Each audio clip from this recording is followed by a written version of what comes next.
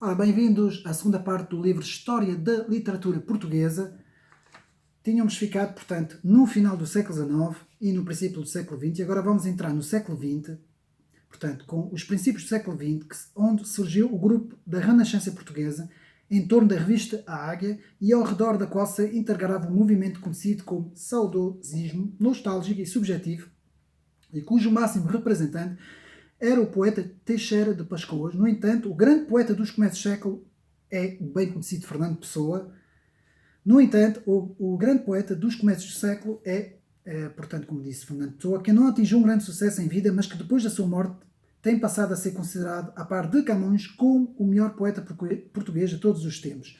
Sua obra poética baseia-se na invenção de diferentes vozes poéticas, os heterónimos Álvaro de Campos, Alberto Calhero, Ricardo Reis, e Bernardo Soares, entre outros, a cada um deles com uma personalidade e um estilo poético próprio.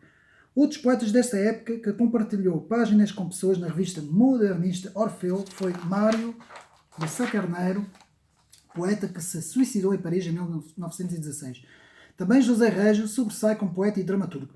Em meados do século surgem duas tendências opostas na literatura portuguesa, uma delas em torno da revista Presença, mais próxima ao modernismo, ainda idealista, e outra em oposição a essas, constitui-se como neorrealismo de feição materialista, politicamente engagé, em confronto com o regime salazarista em torno da coleção Novo Cancioneiro, com figuras como Álvaro Feijó, João José Cochofel, Carlos de Oliveira, Manuel da Fonseca. Também nessa época existia o grupo surrealista de Lisboa, cujas figuras principais eram António Pedro, Mário Cesarino de Vasconcelos e Alexandre O'Neill. Nos casos do teatro, também em meados do século XX, cabe destacar as figuras de Júlio Dantes, Raul Brandão e José Régio. O contexto político da ditadura fomentou posteriormente uma nova literatura de intervenção que se popularizou graças a nomes como Bernardo Santareno, Luís Francisco Rebelo, José Cardoso Pires e Luís de Satius Monteiro. No princípio do ano de 1970, em plena ditadura, já no fim, não é? Digamos assim,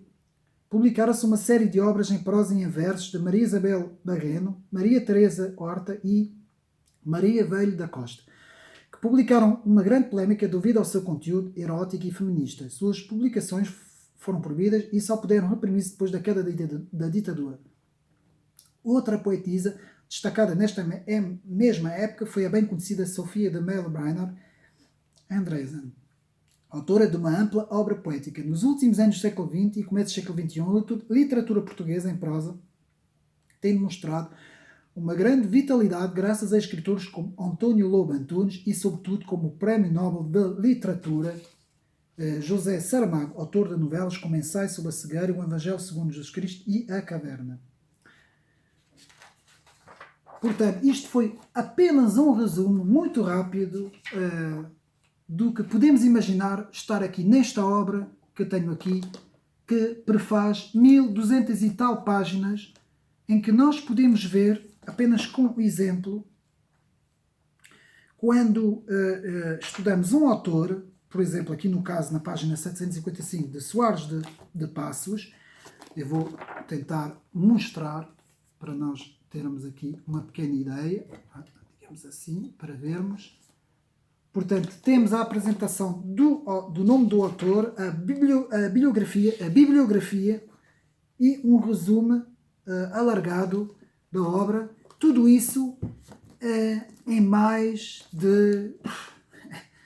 não sei qual é o número de autores que estão aqui, mas podemos dizer que está aqui reunido praticamente toda a literatura, todos os nomes da literatura portuguesa. Portanto, uma obra a ter em conta, uma obra que eu recomendo o seu estudo.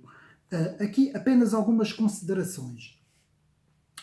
No estudo da literatura, convém ter em mente o estudo da literatura clássica. Os grandes clássicos, que eu tenho aqui feito alguns vídeos, portanto, vou agora...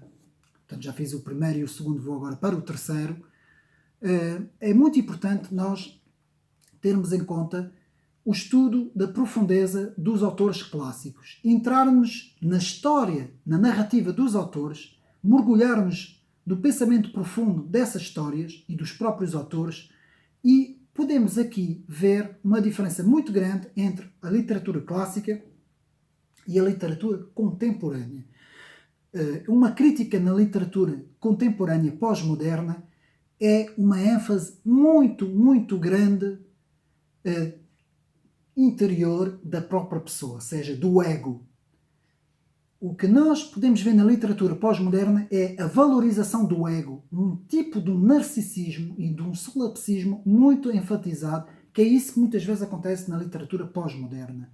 A partir do final da modernidade e princípio da pós-modernidade, temos esta ênfase muito grande entre a interioridade, portanto, um pouco egocêntrica do autor e uma visão decadente, portanto, da vida e da sociedade, não é? Nos autores clássicos da literatura clássica temos valorizações de muitas coisas, desde valorizações das histórias narrativas, histórias épicas, temos a valorização das narrativas religiosas, temos a valorização das grandes doutrinas filosóficas também, temos a valorização das paisagens, das viagens, do mundo exterior e temos muito pouca valorização dos autores. Portanto, muito pouca valorização do próprio ego dos autores. Mais virado para Deus e menos virado para o ego. Enquanto que na literatura pós-moderna temos absolutamente nada de Deus, não é? Porque o pós-modernismo rejeita completamente na literatura a ideia de Deus e temos a ênfase na interioridade egocêntrica do homem e neste caso, do pensador, do escritor, do romancista, neste caso. Apenas esta pequena ideia, não é? Um pequeno comentário. Portanto, a importância de estudarmos a literatura, os clássicos da literatura, os grandes clássicos da literatura, que vão até ao século XIX. Temos muita coisa, temos muitos autores que podemos estudar também para nos ajudar a compreender também toda a literatura portuguesa. Porque, atenção, todos os autores da literatura, praticamente todos os autores ao longo da história de Portugal, da literatura, foram sempre buscando orientações e influências exteriores, da Itália, da França, da Inglaterra, da Alemanha, mas principalmente dos dois pontos entre a Itália do Renascimento, entre a França do século XVI, XVII e XVIII e algumas outras influências também, mas principalmente essas duas grandes influências, poucas influências da Rússia, não muitas influências da Alemanha e na Inglaterra, como é sabido, pelos tratados históricos e as alianças históricas entre Portugal e Inglaterra, houve também uma pequena, digamos assim, uma pequena aproximação entre os autores, mas muito pouco, entre os autores portugueses da literatura e alguns autores ingleses. Portanto, aqui fica toda a história para os meus amigos lerem, esta história fantástica da literatura portuguesa de A.G. Saraiva e Oscar Lopes, portanto, da Porta Editora, um livro que recomendo termos nas nossas estantes para podermos analisar o livro. Não é obrigatório ler o livro do princípio ao fim. Eu costumo fazer isso, mas não é obrigatório. Se nós, por exemplo, quisermos estudar um autor qualquer, não é? Por exemplo, se nós quisermos estudar o autor Frei Luís de Sousa, a sua obra, a sua biografia, a sua bibliografia, a importância, portanto, deste autor, o que é que ele escreveu, qual era o pensamento, nós podemos ir diretamente à página onde está o autor, não é? E podemos fazer um estudo intensivo sobre o autor e retirar toda a documentação e toda a informação. Podemos fazer isso. Pronto. Quem quer mesmo começar do início e ir até ao fim para ter uma ideia cronológica de toda a história, pode o fazer também. Vai demorar algum tempo. Isto é um livro que demora algum tempo a ler, não é? Se for lido, não como eu fiz, porque eu no vídeo fiz um resumo muito rápido, uma leitura muito rápida, e não aconselho absolutamente ninguém a fazer isso, foi só para o vídeo. Portanto, eu aconselho a pessoa a ler devagarinho, tirar apontamentos. Se demorarem um ano a ler este livro, eu não estou a exagerar, se demorarem um ano a ler este livro, um bocadinho todos os dias, tirando apontamentos, é capaz de ser mais útil e mais proveitoso do que fazer uma leitura mais rápida, de ler este livro em um mês ou menos que isso, não é? Porque se consegue também.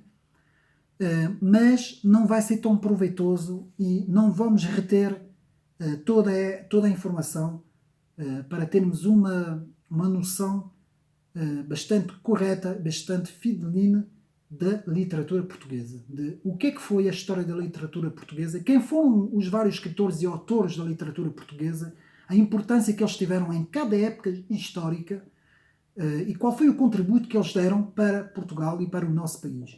Espero que tenham gostado deste vídeo, de mais este vídeo, portanto, de a história da literatura portuguesa, da Porto Editora, um compêndio fantástico que eu deixo aqui como recomendação para os meus amigos. Espero que tenham gostado do vídeo e até uma breve.